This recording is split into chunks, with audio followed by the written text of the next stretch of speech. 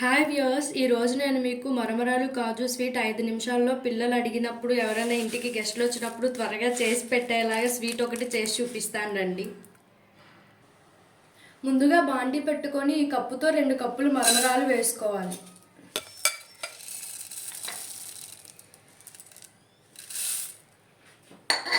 జీడిపప్పు కూడా వేసుకొని రెండింటిని సిమ్లో పెట్టుకొని వేయించుకోవాలి. హై ఫ్లేమ్లో పెట్టి వేయించుకుంటే మరమరాలు చప్పబడిపోతాయి.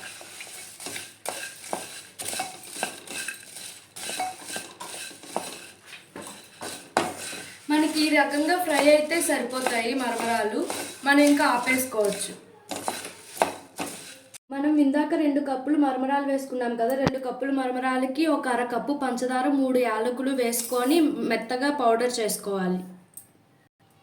మనం ఇలా మెత్తగా పౌడర్ వేసుకున్నాక జల్లించుకోవాలి పంచదార, యాలకుల్ని. మనం జల్లించుకోగా వచ్చిన వేస్ట్ని పక్కకు తీసేసుకోవాలి.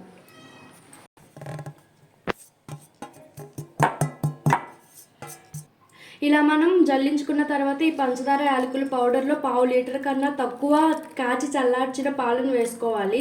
కాచకపోతే ఎక్కువ రోజులు నిలువ ఉండదు ఈ స్వీట్.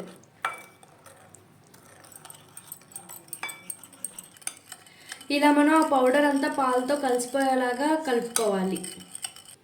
మనం ముందుగా వేయించి పెట్టుకున్న ఈ మరమరాలు, జీడిపప్పులను కూడా పౌడర్ చేసుకోవాలి మిక్సీలో. ఇలా మిక్సీ చేసుకున్న మరమరాల పౌడర్ని కూడా చల్లించుకోవాలి.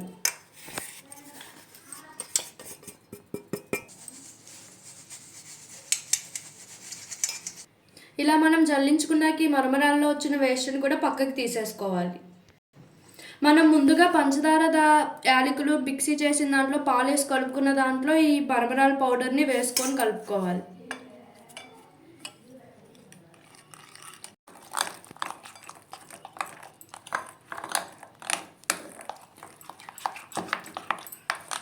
మనం ఈ విధంగా కలుపుకోవాలి. పాలు మనకు కొంచెం ఎక్కువైనా ఈ కన్సిస్టెన్సీ రాదు. ఎక్కువైనా అనిపిస్తే 1 కప్పు 2 కప్పులు మళ్ళీ మరమరాల పొడి వేసుకోవచ్చు.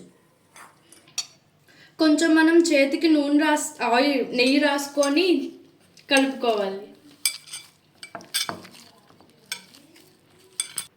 ఒక ప్లేట్లో కొంచెం నెయ్యి వేసుకొని ఇట్లా రాసుకోవాలి.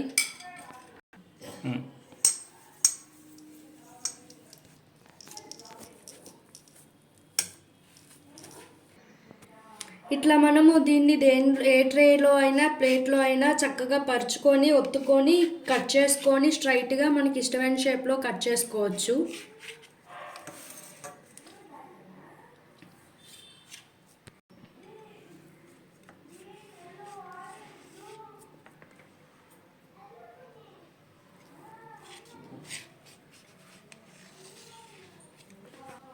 చూసారు కదండి, ఇలా మనం కట్ చేసుకుంటే మనకి ఇష్టమైన షేప్లో ఇట్లా వస్తాయి. అయితే మనకి ఇది రిచ్ లుక్లా కనిపిస్తుంది. కాజు బర్ఫీ అట్లాగా చాలా తక్కువ టైంలో, తక్కువ ప్రాసెస్తో ఈజీగా చేసుకోవచ్చు. మన వీడియోస్ నచ్చినట్లయితే లైక్ చేయండి, షేర్ చేయండి, సబ్స్క్రైబ్ చేయండి.